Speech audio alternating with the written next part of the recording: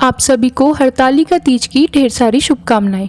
हरतालिका तीज हर साल भाद्रपद मास के शुक्ल पक्ष की तृतीया तिथि को मनाया जाता है और हमारे देश में ज्यादातर यूपी और बिहार साइड इस त्योहार को मनाते हैं। सुहागिन महिलाएं इस दिन सुबह से निर्जला व्रत रखती हैं, फिर अगले दिन जल पीकर इस व्रत को खोलती हैं। आज के इस वीडियो में आप जानने वाले हैं कि हरतालिका तीज के लिए जो आवश्यक पूजन सामग्री है वह क्या क्या होनी चाहिए।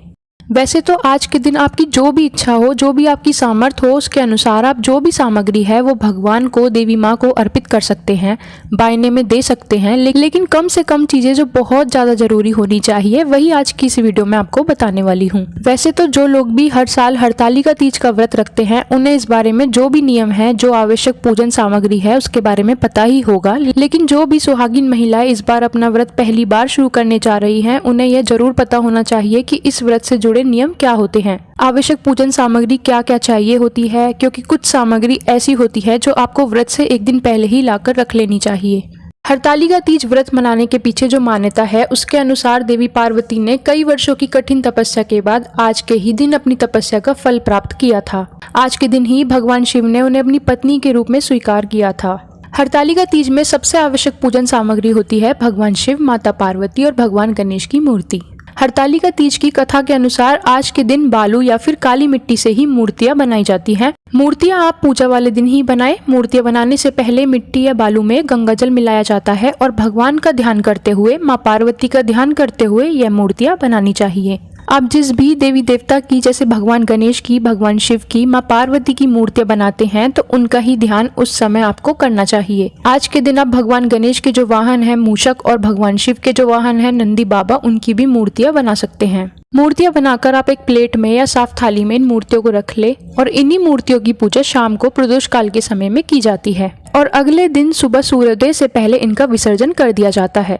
अगर आप किसी कारण से इस दिन मूर्तियां ना बना पाए तो फिर क्या करें? आज के दिन अगर आप मूर्तियां नहीं बना पाते हैं तो आप तस्वीर की पूजा भी इस दिन कर सकते हैं, जिसके लिए आज के दिन आपको पूरे शिव परिवार की जो तस्वीर है वो लाकर रखनी चाहिए, क्योंकि अगले दिन उनका विसर्जन किया जाता है।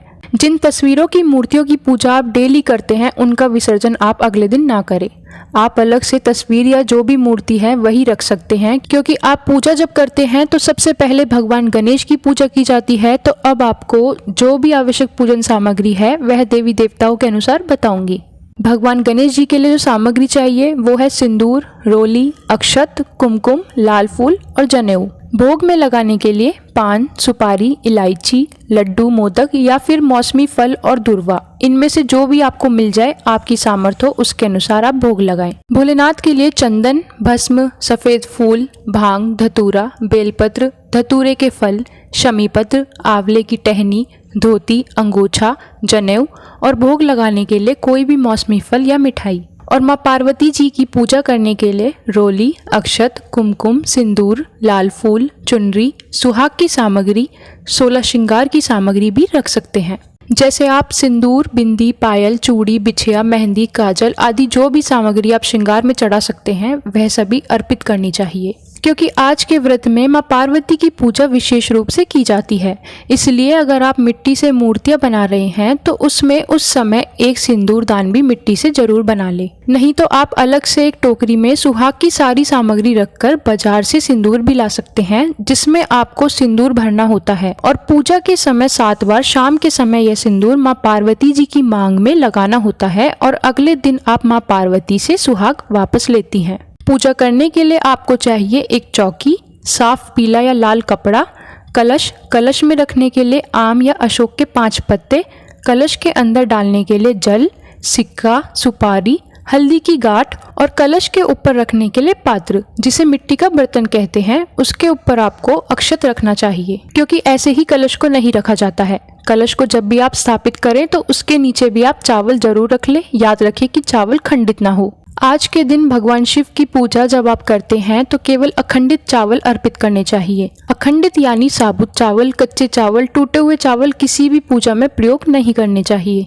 कलश के ऊपर अगर आप चाहे श्रीफल, नारियल भी रख सकते हैं। पानी वाला नारियल होना चाहिए। इसके अलावा आपको चाहिए धूप, दीपक, घी, कपूर। मंडप बनाने के लिए केले के पत्ते या आंवले की टहनी या फिर आम के पत्ते भी आप ले सकते हैं। आप इनमें से किसी भी सामग्री से मंडप सजा सकते हैं, क्योंकि हरतालिका तीज के दिन आपको अच्छे से हरियाली भी रखनी चाहिए। आज के दिन आप भोलेनाथ को अर्पित करने के लिए थोड़ा सा अबीर और गुलाल भी रखें। भोग आप अपनी अपनी मान्यताओं के अनुसार, अपनी परंपराओं के अनुसार अपने घर के बड़े बुजुर्गों से पूछकर आप पकवान भी बनाकर रखें। शाम की पूजा में वो पकवान भी आप जरूर रखें। हरतालिका तीज के दिन शाम की पूजा के समय अपने ही परिवार की किसी सुहागिन महिलाओं को सिंजारा भी दिया जाता है, जिसे बायना भी कहते हैं। यह एक प्रकार का दान होता है जिसके बिना ये व्रत, ये पूजा अधूरी रहती है। तो बायना या सिंजारा देने के लिए आप मौसमी फल, मिठाई, साड़ी या जो कुछ भी वस्त्रों में आप देना चाहे वो सब सुहाग की सामग्री। इसमें सिंदूर, मेहंदी, चूड़ी, बिंदी, काजल जरूर होनी चाहिए। इसके अलावा कुछ दक्षिणा आपको रखनी चाहिए।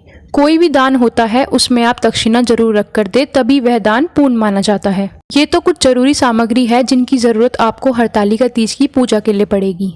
माँ पार्वती जी का श्रृंगार करने के लिए या उन्हें अर्पित करने के लिए आपके पास 16 श्रृंगार की वैसे तो सभी सामग्री होनी चाहिए। अगर नहीं है तो आप जो भी सामग्री रखें उन्हें 16 की संख्या में पूरा करके जरूर रखें, क्योंकि जो व्रती महिलाएं होती हैं उन्हें अपना भी श्रृंगार जरूर करना चाहिए, मेहंदी भी लगानी चाहिए। तो एक दिन पहले आप मेहंदी वगैरह जरूर लगा ले और व्रत के दिन 16 श्रृंगार करके तैयार होकर ही यह पूजा करें।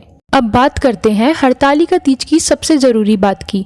हरतालिका तीज का व्रत रखते समय जो भी सुहागिन महिला है इस दिन स्नान आदि करके अपने नित्य कर्मों से निर्वृत्त होकर श्रृंगार करके भगवान के सामने बैठकर हाथ में जल या पुष्प लेकर अपना नाम, अपने कुल, अपने गोत्र और हरतालिका तीज व्रत का नाम लेते हुए और किस प्रकार का आपको ये व्रत लेना है, जैसे निर्जल या फिर जल के साथ में या फलाहार के साथ में, उसी तरह का आपको सुबह संकल्प भी लेना चाहिए। फिर सारा दिन आपको उसी नियम का पालन भी करना होता है। अगले दिन सुबह के समय विसर्जन करने के बाद ही, क्योंकि ये व्रत खोला जाता है, इसलिए आपने जिस भी नियम का संकल्प लिया है उसका पालन आपको अगले दिन के सूर्योदय तक करना है। हरतालिका तीज व्रत में सुबह और शाम की पूजा होती है और अगले दिन विसर्जन से पहले जो पूजा करते हैं, यानी कुल मिलाकर देखा जाए तो 3 बार पूजा की जाती है। इस व्रत में आप सुबह नॉर्मल पूजा करके, मंत्रों का जाप करके और व्रत कथा पढ़कर सुनकर आप अपना व्रत प्रारंभ कर सकते हैं। लेकिन तीज के दिन शाम की जो पूजा है, जो प्रदोष काल में आपको करनी होती है, वो पूरे विधि विधान से ही करनी होती है।